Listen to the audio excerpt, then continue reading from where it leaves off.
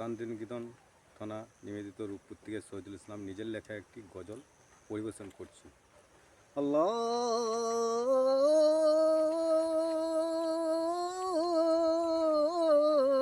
আকবার, আল্লাহু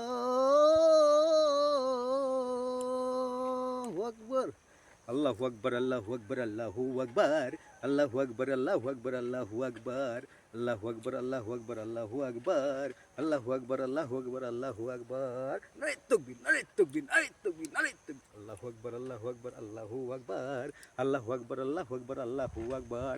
এসো দেখি হাত ধরি বাবরি গরিম, এসো দেখি হাত ধরি বাবরি গরিম, হাতে হাত রাখি আমরা হুমায়ুন কবির, হাতে হাত রাখি আমরা হুমায়ুন কবির।